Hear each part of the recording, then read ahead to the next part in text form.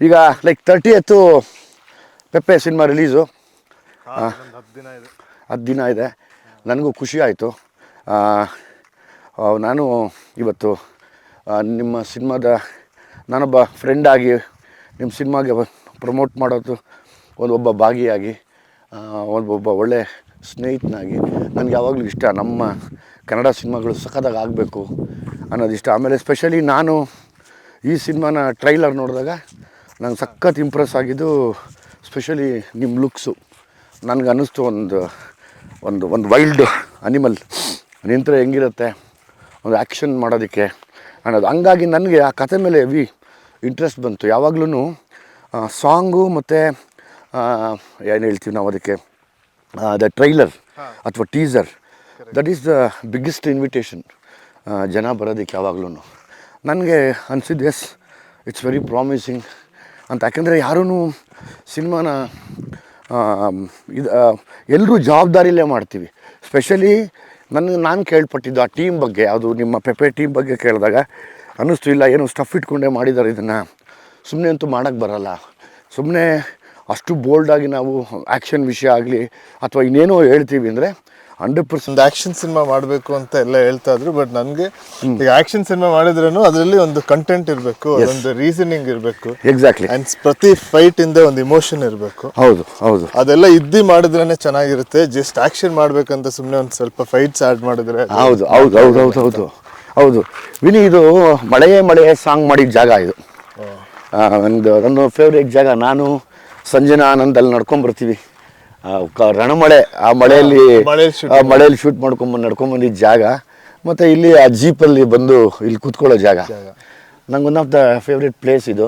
ಒಳ್ಳೆಯದು. ನಾವು ಆ್ಯಕ್ಚುಲಿ ಇಲ್ಲಿ ಸೇರಿದ್ದು, ಬೆಂಗಳೂರಲ್ಲಿ ಸೇರಲಿಲ್ಲ. ಹೌದು. ನನಗೆ ನನ್ನ ತುಂಬ ಮಾನಸಿಕವಾಗಿ ಖುಷಿ ಆಗುವಂಥ ಜಾಗಗಳೇ ಕಾಡು, ಬೆಟ್ಟ, ಗುಡ್ಡ. ನಂಗೆ ಸಖತ್ ಇಷ್ಟ ಯಾವಾಗ್ಲೂ. ಈ ಕಡೆ ಕೂರೋಣಲ್ಲ 2 ಸೆಕೆಂಡು ಆರಾಮಾಗಿ. ಮುಳ್ಳಿದೆ ಹುಷಾರು. ತರರಾ ತರರಾ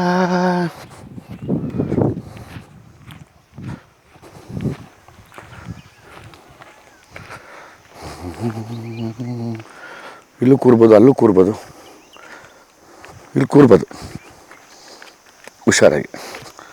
ಬಾರಪ್ಪ ಇಲ್ಲಿ. ಯಾ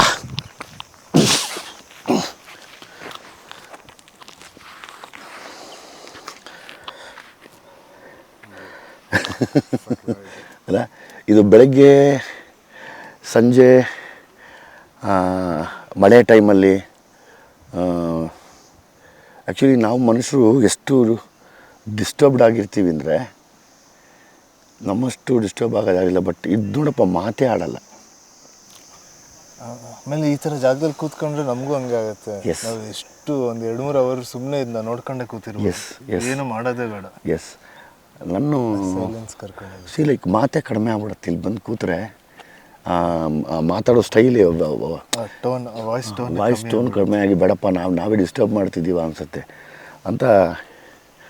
ಬ್ಯೂಟಿಫುಲ್ ಪ್ಲೇಸ್. ಯಾವಾಗಲೂ ನನಗೆ ಮನಸ್ಸಿಗೆ ಖುಷಿ ಕೊಡುವಂಥ ಸ್ಥಳಗಳಿವು. ನನಗೆ ಇದೇ ಎಂಜಾಯ್ಮೆಂಟ್, ಇದೇ ನನ್ನ ಸಕ್ಸಸ್. ನಾನು ಎಂಜಾಯ್ ಮಾಡ್ತಿರೋದು ಅಂದರೆ ಪೆಪ್ಪೆಯಲ್ಲಿ ಸಾಂಗ್ಸ್ ಎಷ್ಟಿದ್ದಾವೆ? ಸಾಂಗ್ಸ್ ಆ್ಯಕ್ಚುಲಿ ಒಂದೇ ಸಾಂಗ್ ಇರೋದು. Okay, good. ಓಕೆ, ಈಗ ರೀಸೆಂಟಾಗಿ ಒಂದು ಬಿಟ್ಟಿದ್ವಿ. ಓಕೆ. ಸೊ ಅದು ಒಂದೇ ಸಾಂಗ್ ಇರೋದು ಇಡೀ ಸಿನಿಮಾಲಿ. ಓಕೆ. ಇಡೀ ಸಿನಿಮಾ ಬರೀ ಸ್ಟೋರಿ ರನ್ ಆಗ್ತಾ ಇರುತ್ತೆ. ಕರೆಕ್ಟ್. ಅದು ಆ್ಯಕ್ಚುಲಿ ನನಗೂ ಆ ಥರ ರೂಲ್ಸ್ಗಳನ್ನ ಬ್ರೇಕ್ ಮಾಡೋಕ್ಕೆ ಇಷ್ಟ. ಜನರಲಿ ಏನಾಗಿತ್ತು, ಸಿನಿಮಾ ಅಂದಿದ ತಕ್ಷಣ ಹೀರೋ ಬರ್ತಾನೆ, ಹೀರೋಗೆ ಒಂದು ಇಂಟ್ರಡಕ್ಷನ್ ಸಾಂಗ್ ಆಗಿದ ತಕ್ಷಣ ಒಂದು ಫೈಟ್ ಆಗಿದ ತಕ್ಷಣ ಹೀರೋಯಿನ್ ಇಂಟ್ರಡಕ್ಷನ್ನು ಆಗಿದ ತಕ್ಷಣ ಒಂದು ಡ್ಯೂಯೆಟ್ಟು, ಈ ಥರದ್ದು ಸುಮಾರು ನಡೀತಾ ಇರುತ್ತಲ್ಲ. ಅದನ್ನು ಬ್ರೇಕ್ ಮಾಡೋದೇ ಇವಾಗ ಹೊಸ ರೂಲ್ಸು. ಅಂದರೆ ನೋಡೋರು ತುಂಬ ಅಪ್ಡೇಟ್ ಆಗಿಬಿಟ್ಟಿದ್ದಾರೆ ಇವತ್ತು. ಜನಕ್ಕೆ ಅದು ಆ ಟೆಂಪ್ಲೇಟ್ ಎಷ್ಟು ಅಭ್ಯಾಸ ಆಗಿದೆ ಅಂದರೆ ಅವರು ತುಂಬ ಗೆಸ್ ಮಾಡೋಕ್ಕೆ ಸ್ಟಾರ್ಟ್ ಮಾಡ್ತಾರೆ. ಎಸ್ ಅವ್ರಿಗೆ ಅರ್ಧ ಸ್ಟೋರಿ ಆಗಲೇ ತಲೆಯಲ್ಲಿ ಕೂತ್ಬಿಟ್ಟಿರುತ್ತೆ. ಹೌದು. ಸೊ ಬ್ರೇಕ್ ಮಾಡಿದಾಗ ಒಂದೊಂದು ಸೀನು ಸಪ್ರೇಟ್. ಹೌದು, ಎಕ್ಸಾಕ್ಟ್ಲಿ. ಸುಮ್ಮನೆ ಫುಲ್ ಕಥೆ ಹೇಳೋದು ಬೇಡ. ಯಾಕೆ ಪೆಪ್ಪೆ ನೋಡಬೇಕು ಅಂದರೆ, ಪೆಪ್ಪೆದಿಂದ ಇನ್ನೊಂದು ಏನು ಇಷ್ಟ ಅಂದರೆ, ಇದೇ ಥರ ಒಂದು ಕೂರ್ಗಲ್ಲಿ ತೆಗೆದಿದ್ದು. ಓಕೆ. ಒಂದು ವಿಶಾಲವಾದ ಜಾಗ. ಓಕೆ. ನಾರ್ಮಲಾಗೆ ನೀವಲ್ಲಿ ಈ ಥರ ಲವ್ ಸ್ಟೋರೀಸ್ ತೆಗಿತಾರೆ, ಓಕೆ ಇಲ್ಲ ಸಾಂಗ್ಸ್ ತೆಗಿತಾರೆ ಕೂರ್ಗಲ್ಲಿ. ಓಕೆ. ಬಟ್ ಅಲ್ಲಿ ಒಂದು ಕ್ರೈಮ್ ಸೀಕ್ವೆನ್ಸ್ ನಡೆದ್ರೆ ಅಂದ್ರೆ opposite ಆಗಿ. ಒಂದು ಕ್ರೈಮ್ ಸೀಕ್ವೆನ್ಸ್ ನಡೆದ್ರೆ ಆ ವಿಜುವಲ್ಸ್ ನೋಡೋಕ್ಕೆ ತುಂಬಾ ಮಜವಾಗಿರುತ್ತೆ. ಸೊ ಅದಕ್ಕೆ ಅದೇ ಫಸ್ಟ್ ಟೈಮ್ ನನಗೆ ಡೈರೆಕ್ಟರ್ ಹೇಳಿದಾಗ, ಆಮೇಲೆ ಈ ಬ್ಯಾಕ್ ಡ್ರಾಪ್ ಅಲ್ಲಿ ಈ ತರ ಒಂದು ಸ್ಟೋರಿ ಹೇಳಿದಾಗಲೇ ಅದು ನಂಗೆ ತುಂಬಾ ಸ್ಟ್ರೈಕ್ ಆಗಿತ್ತು. ಆಮೇಲೆ ಜನಕ್ಕೂ ಅದೊಂದು ಹೊಸ ಎಕ್ಸ್ಪೀರಿಯನ್ಸ್ ಅನ್ಸುತ್ತೆ. ಕರೆಕ್ಟ್ ಉಲ್ಟಾ ಹೇಳೋದು ಕರೆಕ್ಟ್, ಅದು ನಿಜ. ಟೋಟಲ್ ನಂಬರ್ ಆಫ್ ಡೇಸ್ ಎಷ್ಟು ಶೂಟ್ ಮಾಡಿದ್ದು? ಇದಕ್ಕೊಂದು 50 days ಶೂಟ್ ಮಾಡಿದ್ವಿ. ಓಕೆ. ಬಟ್ ಒಂದು 2.5 years ಆಯಿತು. ಯಾಕಂದರೆ ಆ ಗ್ರೀನು ಬರೀ ನಮಗೆ ಒಂದು ಶಾರ್ಟ್ ಪೀರಿಯಡ್, ಲಶ್ ಗ್ರೀನ್ ಸಿಗೋದೇ ಒಂದು ಶಾರ್ಟ್ ಪೀರಿಯಡ್. ಈಗ ಮಳೆ ಆದಮೇಲೆ, ಮಳೆ ಟೈಮಲ್ಲಿ ಅಂತೂ ಕೂರ್ಗಲ್ ಹೆವಿ ಮಳೆ, ಶೂಟ್ ಮಾಡೋಕ್ಕಲ್ಲ. ನಾವು ಎಷ್ಟೊಂದ್ಸಲಿ ಶೂಟಿಂಗ್ ಹೋಗಿ ಅಲ್ಲಿ ಒಂದ್ಸಲಿ ಮಳೆ ಸ್ಟಾರ್ಟ್ ಆದರೆ ಒಂದು 7 ದಿನ 8 ದಿನ ಕಂಟಿನ್ಯೂಸ್ ಆಗಿ ಬರುತ್ತೆ. ಒಂದ್ಸಲಿ ಶೂಟಿಂಗ್ ಹೋಗಿ ವಾಪಸ್ ಬಂದಿದ್ದೀವಿ. ಓಕೆ. ಸೊ ಯಾಕಂದ್ರೆ ಆ ಗ್ರೀನ್ ಬೇಕು ಅಂತ. ಅದಾಗಿ ಒಂದು 3 monthsಗೆ ತಿರ್ಗಾ ಸಮ್ಮರ್ ಬಂದ್ಬಿಡುತ್ತೆ, ತಿರ್ಗಾ ಶೂಟ್ ಮಾಡೋಕ್ಕಲ್ಲ. ಲೈಟು ಟಾಪ್ ಲೈಟ್ ಹೆವಿ ಇರುತ್ತೆ. ಸೊ ಅದರಿಂದ ಆಲ್ಮೋಸ್ಟ್ 2 years ಅದಕ್ಕೆ ಲೊಕೇಶನ್ಗಳಿಗೆ ಕಾಯ್ಕೊಂಡು ವೆಯ್ಟ್ ಮಾಡಿ ಶೂಟ್ ಮಾಡೋಕ್ಕೆ ಒಂದಷ್ಟು ಟೈಮ್ ಕಳೆದು. ಆ್ಯಕ್ಚುಲಿ ಅದೇ ಅಚೀವ್ಮೆಂಟು. ಈಗ ನಾವು ಅಷ್ಟೇ, ಭೀಮಾನು ಅದೇ ಟೈಮ್ ತೊಗೋತು. ನನಗೆ ಅರ್ಥ ಆಗತ್ತೆ ಅದು ಯಾಕೆ ಆ ಟೈಮ್ ತೊಗೊಳತ್ತೆ ಅನ್ನೋದು. ಒಂದು ಒಳ್ಳೆ ಪ್ರಾಡಕ್ಟ್ ಕೊಡಬೇಕು ಅಂದರೆ ವೆಯ್ಟ್ ಮಾಡ್ಬೇಕು ನಾವು. ಅರ್ಜೆಂಟಿಗೆ ಚಿತ್ರಾನ್ನೂ ಮಾಡೋಕ್ಕಾಗಲ್ಲ ಇವತ್ತು. ಆಮೇಲೆ ಒಂದೊಂದು ಸಿನಿಮಾಕ್ಕೂ ಒಂದೊಂದು ಟೈಮ್ ಅದೇ ತೊಗೊಳುತ್ತೆ. ಆ್ಯಕ್ಚುಲಿ ನಾವು ಏನೇ ಟ್ರೈ ಮಾಡಿದ್ರೂ ಮುಗಿಸೋಕ್ಕೆ ಅದಕ್ಕೆ ಏನು ಟೈಮ್ ಬೇಕು ಅದೇ ಟೈಮ್ ತೊಗೊಳುತ್ತೆ. ಹೌದು, ಅದು ನನಗೆ ಆಮೇಲೆ ಆ ಟೈಮಲ್ಲೂ ಒಂದು ಜರ್ನಿ ಥರ ನಮಗೂ ಆಗಿರುತ್ತೆ. ಸಾಕಷ್ಟು ಕಲ್ತಿರ್ತೀವಿ. ಪೇಷನ್ಸ್ ಆಗಿರ್ಬೋದು, ಸಿನಿಮಾ ಬಗ್ಗೆ ಆಗಿರ್ಬೋದು. ಯಾವಾಗಲಾದರೂ ಡೈರೆಕ್ಟ್ ಮಾಡ್ಕೋಬೇಕು ಅನ್ನೋ ಆಸೆ ಇದೆಯಾ? ಡೈರೆಕ್ಷನ್ನು ನಂಗನ್ಸುತ್ತೆ ತುಂಬ ಕಷ್ಟವಾದ ಕೆಲಸ ಅನ್ಸುತ್ತೆ. ಸೊ ಫಸ್ಟ್ ಆ್ಯಕ್ಟಿಂಗ್ನೇ ಚೆನ್ನಾಗಿ ಮಾಡಿ ಅದರಲ್ಲೊಂದು ಆಸೆ ಇದೆಯಾ? ನನ್ನಲ್ಲಿ ಒಬ್ಬ ಡೈರೆಕ್ಟರ್ ಇದ್ದಾನೆ, ನಾನು ಏನೋ ಹೇಳಬೇಕು ಅನ್ನೋದೊಂದು ಏನೋ ಕಾಡ್ತಾ ಇದೆಯಾ? ಬಟ್ ಆ ಥರ ಈಗ ನಮ್ಮ ಡೈರೆಕ್ಟರ್ಸ್ಗಳ ಜೊತೆ ನಾನು ಸಾಕಷ್ಟು ಹೊಸ ಡೈರೆಕ್ಟರ್ಗಳ ಜೊತೆನೇ ಕೆಲಸ ಮಾಡೋದಲ್ಲ. ಸೊ ಅವ್ರಿಗೊಂದಷ್ಟು ನನ್ನ ವ್ಯೂಸು ಪಾಯಿಂಟ್ಸು ಅವ್ರ ಜೊತೆ ಡಿಸ್ಕಸ್ ಮಾಡ್ತೀನಿ. ಸಾಕಷ್ಟು ಸ್ಕ್ರಿಪ್ಟ್ ವಿಚಾರ ಆಗಿರ್ಬೋದು, ಅದ್ರ ಬಗ್ಗೆ ಜಾಸ್ತಿ ಅವ್ರ ಜೊತೆ ಮಾತಾಡ್ತೀನಿ. ನಾನು ಇನ್ಪುಟ್ಸ್ ಕೊಡ್ತೀನಿ. ನಾನು ಒಂದು ಈ ಸೀನ್ ಈ ಥರನೂ ಹೇಳ್ಬೋದು ಅಂತ ಒಂದು ಇನ್ಪುಟ್ಸ್ ಕೊಡ್ತೀನಿ. ಆಮೇಲೆ ಈ ಥರ ಹೊಸ ಡೈರೆಕ್ಟರ್ಸ್ ತುಂಬ ಕೊಲಾಬ್ರೇಟಿವ್ ಆಗಿ ಕೆಲಸ ಮಾಡ್ತಾರೆ. ಕರೆಕ್ಟ್. ಸೊ ಅವರು ಕೇಳಿ ಅದು ಅವ್ರಿಗೆ ಕನ್ವಿನ್ಸ್ ಆದರೆ ಅವರು ಅದನ್ನ ತಗೊಳ್ತಾರೆ. ಇಲ್ಲ ಅಂದರೆ ನಾನು ಹೇಳ್ತೀನಿ ಅದು ಸರಿ ಇಲ್ಲ ಅಂದರೆ ನನ್ನ ಕನ್ವಿನ್ಸ್ ಮಾಡಿ ಯಾಕೆ ಸರಿ ಇಲ್ಲ. ಕರೆಕ್ಟ್. ಆ ಇದರಲ್ಲಿ ಕೆಲಸ ಮಾಡಿದಾಗ ಇನ್ನೂ ಸೂಪರ್, ತುಂಬ ಖುಷಿ ಆಗುತ್ತೆ. ಇನ್ನೊಂದು ಕ್ವೆಶ್ಚನ್ ಅಪ್ಪ. ಓಕೆ, ಪೆಪ್ಪೆಯಲ್ಲಿ ಹೆಣ್ಮಕ್ಳಿಗೆ ವಿಶೇಷವಾಗಿ ಏನಿದೆ ನೋಡೋದಕ್ಕೆ? ಒಂದಂತೂ ಇದೆ, ನಿನ್ನನ್ನು ಆ ಲುಕ್ಕಲ್ಲಿ ನೋಡೋದು. ಅದಕ್ಕೆ ಸುಮಾರು ಜನ ಹೆಣ್ಮಕ್ಳು ಕಾಯ್ತಾ ಇದ್ದಾರೆ. ಅದು ಬಿಟ್ಟು ಅಂದರೆ ಇವಾಗ ನೀವೆಲ್ಲ ಯೂತ್ಸು ಹಂಗೆ ನಿಂತಾಗ ನಮಗೆ ಅನ್ನಿಸ್ತೀರ ವಾವ್ ಮ್ಯಾನ್ಲಿ ಆಗಿದೆ ಇದು ಅಂತ. So that is again N invitation ಹೆಣ್ಮಕ್ಳಿಗೆ ಬಂದು ನೋಡೋದಕ್ಕೆ. ಇನ್ನೊಂದು ಪಾರ್ಟ್ ಹೆಣ್ಮಕ್ಳು ನೋಡುವಂಥ ವಿಷಯ ಏನು ಪೆಪ್ಪೆಯಲ್ಲಿ ಸ್ಪೆಷಲಿ? ಇದು ಪರ್ಸ್ಪೆಕ್ಟಿವ್ ಇದೆ ಈ ಸಿನಿಮಾದಲ್ಲಿ. ಅಂದರೆ ತುಂಬ ಸ್ಟ್ರಾಂಗ್ ಕ್ಯಾರೆಕ್ಟರ್ಸ್ ಇದೆ. ಸೊ ಹೀರೋಯಿನ್ ಕ್ಯಾರೆಕ್ಟರು ಎಲ್ಲ ಕ್ಯಾರೆಕ್ಟರ್ಸ್ ಅವ್ರದ್ದೊಂದು ವಿಷಯ ಹೇಳುತ್ತೆ. ಅಂಡ್ ಅದೆಲ್ಲ ವಿಷಯಗಳು ಹೀರೋ ರಿಲೇಟೆಡ್ ಇರಲ್ಲ. ಅವ್ರದ್ದೇ ಆದ ಒಂದು ವಿಷಯ ಕೂಡ ಈ ಸಿನಿಮಾದಲ್ಲಿ ಹೇಳ್ತಾರೆ. ಈಗ ಒಂದು ಫೆಮಿನಿಸಮ್ ಬಗ್ಗೆನೂ ಈ ಸಿನಿಮಾದಲ್ಲಿ ಹೇಳ್ತೀವಿ. ಸೊ ಆ್ಯಕ್ಚುಲಿ ಇದು ಎಷ್ಟು ಆ್ಯಕ್ಷನ್ ಇದೆ, ಅಷ್ಟು ಇಮೋಷನ್ಸ್ ಇದೆ, ಆಮೇಲೆ ಅಷ್ಟು ವಿಷಯ ಕೂಡ ಇದೆ. ನಾನು ಕೇಳ್ಪಟ್ಟಿದ್ದು ಹೆಣ್ಮಕ್ಳಿಗೆ ಇಷ್ಟ ಆಗೋ ಥರ ಮತ್ತು ಹೆಣ್ಮಕ್ಳ ಪರವಾಗಿ ಒಂದಷ್ಟು ಸ್ಕ್ರಿಪ್ಟಲ್ಲಿ ಡಿಸೈನ್ ಆಗಿದೆ ಅಂತ ಕೇಳಿಸ್ಕೊಂಡೆ. ನನಗದು ಖುಷಿ ಅನ್ನಿಸ್ತು. ಸೊ ಹಂಗಾಗಿ ನೀನು ಆ ಹೆಣ್ಮಕ್ಳನ್ನ ಒಂದಷ್ಟು ವಿಷಯ ಇದೆ ಅಂತ you can invite them inside ಅಲ್ಲ, ಬೋಲ್ಡ್ಲಿ ಬಂದು ನೋಡಿ. 100% ಅವ್ರಿಗೂ ಅಂತಾನೆ ಕೆಲವು ವಿಷಯ ಇಟ್ಟಿದ್ದೀವಿ ನಾವು. ಅವ್ರಿಗೂ ಒಂದಷ್ಟು ಪಾಯಿಂಟ್ಸ್ ಗ್ಯಾರಂಟಿ ಸ್ಟ್ರೈಕ್ ಆಗುತ್ತೆ. ಅಂದರೆ ಅವ್ರ ಪರವಾಗಿ, ಅವ್ರ ಬಿಹಾಫು, ಅವ್ರ ಪರ್ಸ್ಪೆಕ್ಟಿವ್ ಅಲ್ಲಿ, ಅವ್ರ ದೃಷ್ಟಿಕೋನದಲ್ಲಿ ಒಂದಷ್ಟು ವಿಷಯಗಳು ಹೇಳಿದ್ವಿ. ಸೊ ಇಲ್ಲಿ ಆಲ್ಮೋಸ್ಟ್ ಇಬ್ಬರು ಮೇನ್ ಫೀಮೇಲ್ ಕ್ಯಾರೆಕ್ಟರ್ಸ್ ಇದೆ. ಸೊ ಅವ್ರದ್ದು ಒಂದೊಂದು turning points of the story. ನಮ್ದು ಹೀರೋಯಿನ್ ಇರ್ಬೋದು ಕಾಜಲ್ ಕುಂಡರು, ಆಮೇಲೆ ಇನ್ನೊಬ್ರು ಆಂಟಾಗನಿಸ್ಟ್ ಮಾಡಿದ್ದಾರೆ ಇವರು ಮೇದಿನಿ ಅಂತ. ಸೊ ಇಬ್ರು ಮೇನ್ ಫೀಮೇಲ್ ಕ್ಯಾರೆಕ್ಟರ್ಸ್. ಸೊ ಅವ್ರದ್ದು ಕ್ಯಾರೆಕ್ಟರ್ಸ್ ಫುಲ್ ಒಂದು ಫೆಮಿನಿಸಮ್ ದೃಷ್ಟಿಕೋನದಲ್ಲಿ ಇರುತ್ತೆ. ಆಮೇಲೆ ನಾವು ನಾರ್ಮಲ್ ಆಗಿ ಜನರಲ್ ಆಗಿ ಎಲ್ಲ ಸಿನಿಮಾಲಲ್ಲ, ಮೋಸ್ಟ್ ಆಫ್ ದ ಸಿನಿಮಾಲ್ ಹೇಗಾಗುತ್ತೆ ಅಂದರೆ ಎಲ್ಲ ಕ್ಯಾರೆಕ್ಟರ್ಸು ಬಂದ್ಬಿಟ್ಟು ಒನ್ ಸೆಂಟ್ರಿಕ್ ಮೇನ್ ಪ್ರೊಟಾಗ್ನಿಸ್ಟ್ ಯಾರು ಇರ್ತಾರೆ ಅವ್ರ ಕತೆಗೆ ರಿವಾಲ್ವ್ ಆಗ್ತಿರುತ್ತೆ. ಸೊ ಇದ್ರಲ್ಲಿ ಹೆಂಗಂದ್ರೆ ಎಲ್ಲ ಕ್ಯಾರೆಕ್ಟರ್ದು ಒಂದೊಂದು ವಿಷಯ ಇದೆ.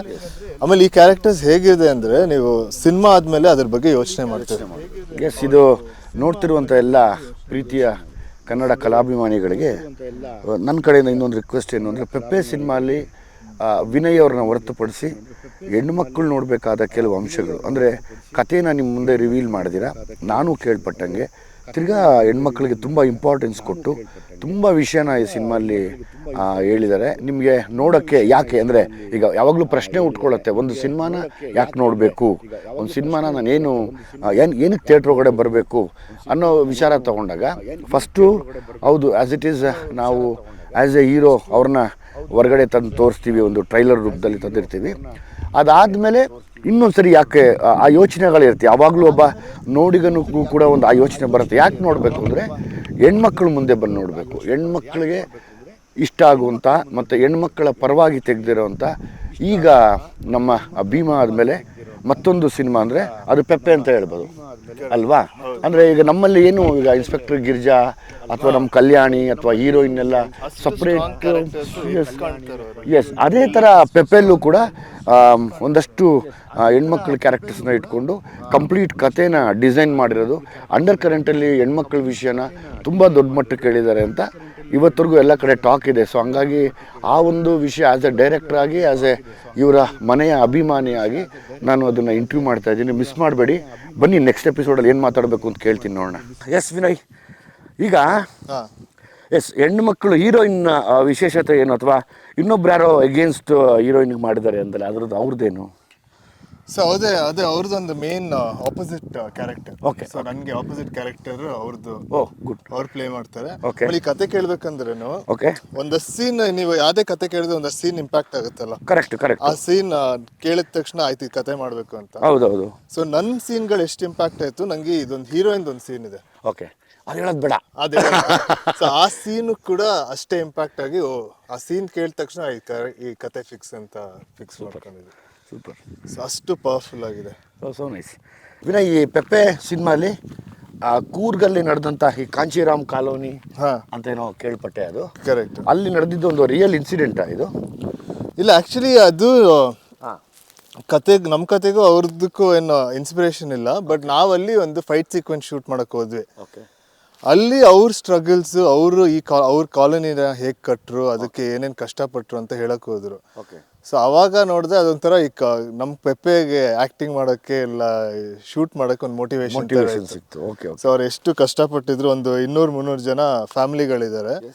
ಆಲ್ಮೋಸ್ಟ್ ಒಂದು 10 yearsಯಿಂದ ಆ ಜಾಗದಲ್ಲಿದ್ದಾರೆ. ಬಟ್ ಅಲ್ಲಿ ಬರೋಕ್ಕೆ ಒಂದಷ್ಟು ಸ್ಟ್ರಗಲ್ಸು, ಒಂದಷ್ಟು ಜನನ ಎದುರಿಸಿ ಇನ್ನೂ 10 years ಆದರೂ ಇನ್ನೂ ಹೋರಾಡ್ತಾನೆ ಅಲ್ಲಿದ್ದಾರೆ. ನಮ್ಮ ಭಾರತದಲ್ಲಿ ತುಂಬಾ ವಿಷಯಗಳಿಗೆ ಹೋರಾಟ ನಡೀತಾನೆ ಇರುತ್ತೆ. ಸ್ವತಂತ್ರ ಸಿಕ್ಕಿದ್ರು ಯಾಕೋ ಅವ್ರಿಗೆ ಗೊತ್ತಾಗ್ತಾ ಇಲ್ಲ. ನಾವು ಅದನ್ನು ಬಿಡ್ತಾ ಇಲ್ಲ, ಹೋರಾಟ ಮಾಡ್ತಾನೆ ಇದ್ದೀವಿ. ಖುಷಿ ಆಗುತ್ತೆ. ಅಂದರೆ ಅಗೇನ್ ತಿರ್ಗಾ ಪೆಪ್ಪೆ ಸಿನಿಮಾ ಮೂಲಕ ಎಲ್ಲ ಮಡಿಕೇರಿಯ ಎಲ್ಲ ಪ್ರೀತಿಯ ಸಿನಿಮಾ ಅಭಿಮಾನಿಗಳಿಗೆ ಸಿನಿಮಾ ನೋಡಿ ಅಂತ ಕೂಡ ಇದರಿಂದ ನಾವು ಇನ್ವಿಟೇಷನ್ ಕೊಡ್ಬೋದಲ್ಲ? ಕರೆಕ್ಟ್. ಆಮೇಲೆ ಆ ಕಾಲೋನಿಯಲ್ಲಿ ನಾವು ಶೂಟ್ ಮಾಡಿದ್ವಿ. ಸೊ ಅಲ್ಲಿ ಒಂಥರ ಕೋ ಎಕ್ಸಿಸ್ಟಿಂಗ್ ಆಗಿ ಮಲಯಾಳದವರು, ಉರ್ದು ಮಾತಾಡೋರು, ತಮಿಳ್ ಮಾತಾಡೋರು, ತೆಲುಗು ಮಾತಾಡೋರು, ಕನ್ನಡ ಮಾತಾಡೋರು ಎಲ್ಲರೂ ಒಟ್ಟಿಗೆ ಸ್ಟೇ ಮಾಡ್ತಿದ್ದಾರೆ. ಸೊ ಆಮೇಲೆ ಅದು ಆ್ಯಕ್ಚುಲಿ ಕುವೆಂಪು ಅವ್ರು ಬರೆದಿರೋದು ಸರ್ವ ಜನಾಂಗದ ಶಾಂತಿಯ ತೋಟ. ಆಗಲ್ಲ, ಅದೆಲ್ಲ ಹಂಗಂಗೆ ಬಿಟ್ಟು ಹೋಗಿದ್ದಾರೆ. ಖುಷಿ ಅನ್ಸುತ್ತೆ. ಯಾಕೋ ಭೀಮಾ ಸಿನಿಮಾಗೆ ತುಂಬಾ ಹೋಲಿಕೆಗಳಾಗ್ತಾ ಇದೆ. ಕರೆಕ್ಟ್, ಸಾಕಷ್ಟು ವಿಷಯಗಳು, ಇಂಟೆನ್ಷನ್ಗಳು ಎಕ್ಸಾಕ್ಟ್ಲಿ ಒಂದು ಹೋರಾಟಕ್ಕೆ ನಿಂತಿರೋ ಒಂದು ಯುವ ಪೀಳಿಗೆ ಜೊತೆ ಒಂದು ಸಿನಿಮಾ ಆಗಿದೆ ಅಂತ ನನ್ನ ಏನೋ ಒಂದು ಜಡ್ಜ್ಮೆಂಟ್ ಅನ್ನಿಸ್ತಾ ಇದೆ. ಖುಷಿ ಅನಿಸುತ್ತೆ. ಯಾಕಂದರೆ ಇವತ್ತು ನಾವೇನು ಮಾಡಿದ್ದೀವಿ, ಸಿನಿಮಾನ ಎಲ್ಲ ಕಡೆ ತೊಗೊಂಡೋಗಿ ಎಲ್ಲ ಡಿಸ್ಟ್ರಿಕ್ಟಲ್ಲಿ ಮಾಡ್ತಾಯಿದ್ದೀವಿ. ಫಾರ್ ಎಕ್ಸಾಂಪಲ್ ಈಗ ಮಡಿಕೇರಿಗೆ ಹೋಗಿರೋದಿರ್ಬೋದು. ಮಡಿಕೇರಿಯಲ್ಲಿ ಯಾವಾಗಲೂ ನಾವು ಅವರು ಸಖತ್ತಾಗಿ ಆ ಡ್ಯಾನ್ಸ್ ಮಾಡೋದೇ ನೋಡ್ತಾ ಇರ್ತೀವಿ. ಅದಾದಮೇಲೆ ಮಡಿಕೇರಿ ಕಡೆ ಹೋದರೆ ಆಲ್ಮೋಸ್ಟ್ ಎಲ್ಲ ಜವಾನ್ಸ್ ಇದ್ದಾರೆ, ಅಲ್ಲಿ ಕ್ಯಾಪ್ಟನ್ಸ್ ಇದ್ದಾರೆ, ನಮ್ಮ ಇಂಡಿಯನ್ ಆರ್ಮಿಲಿ ಸೇವೆ ಮಾಡ್ತಿರೋಂಥ ದೊಡ್ಡ ಇವರಲ್ಲಿ ಆರ್ಮಿ ಸೋಲ್ಜರ್ಸ್ ಸಮೇತ ಅಪ್ ಟು ದ ಮಾರ್ಷಲ್ವರೆಗೂ ಇದ್ದಾರೆ. ಫಾರ್ ಎಕ್ಸಾಂಪಲ್ ಮಾರ್ಷಲ್ ಕಾರ್ಯಪ್ಪ ಕೂಡ ಅದೇ ಜಾಗದಿಂದ ಬಂದಿರೋರು. ನಾವು ಕೂರ್ಗೆ ಎಂಟ್ರ್ ಆಗ್ತಾನೆ ಅದನ್ನು ಕಾಣ್ತೀವಿ. ಸೊ ಅಗೇನ್ ಈ ಒಂದು ಇಂಟರ್ವ್ಯೂಲಿ ಮತ್ತೆ ಇನ್ನೊಂದು ಸತಿ ನಾವು ನಮ್ಮ ಜನತೆ ಒಟ್ಟಿಗೆ ಮಡಿಕೇರಿ ಜನ ಕೂಡ ಈ ಸಿನಿಮಾನ ನೋಡ್ಬೋದು ಅಂತ ನಾನು ಪ್ರೀತಿಯಿಂದ ಕೇಳ್ಕೊತೀನಿ. ಬನ್ನಿ ಈ ಸಿನಿಮಾ ನೋಡೋಣ ಅಂತ. ಬೆಂಗಳೂರಲ್ಲಿ ಸುಮಾರು ಜನ ನನಗೆ ಮೊನ್ನೆ ಮಡಿಕೇರಿಯಲ್ಲಿ ಇಬ್ಬರು ಕಪಲ್ಸ್, ಒಬ್ಬರು ಕಪಲ್ ಅಂದರೆ ಗಂಡ ಹೆಂಡತಿ ಇಬ್ಬರು ನಾನೊಂದು ಕಡೆ ಹೋಗ್ತಿದ್ದೆ ಟ್ರೈನಲ್ಲಿ. ಬಹುಶಃ ನೀವು ಆ ಇಂಟರ್ವ್ಯೂನ ನೋಡ್ತಾ ಇದ್ದರೆ ನೀವು ಮನೆ ಖಾಲಿ ಮಾಡಿಕೊಂಡು ಇನ್ನೊಂದು ಏರಿಯಾಗೆ ಶಿಫ್ಟ್ ಮಾಡೋಕ್ಕೆ ಟ್ರೈನಲ್ಲಿ ಬರ್ತಿದ್ರಿ, ನೀವು ಮಡಿಕೇರಿ ಅಂತ ಹೇಳಿದ್ರಿ. ಸೊ ಹಂಗಾಗಿ ನೀವು ಈ ಸಿನಿಮಾನ ನೋಡಲೇಬೇಕು. ನಿಮ್ಮ ಜೊತೆ ಇರುವಂಥ ಎಲ್ಲ ಮಡಿಕೇರಿ ಜನತೆ ಬೆಂಗಳೂರಲ್ಲಿ ನೆಲೆಸಿದ್ದೀರಾ, ನೀವು ಕೂಡ ಪೆಪೆ ಸಿನಿಮಾ ನೋಡಬೇಕು ಅಂತ ಕೇಳ್ಕೊತೀನಿ.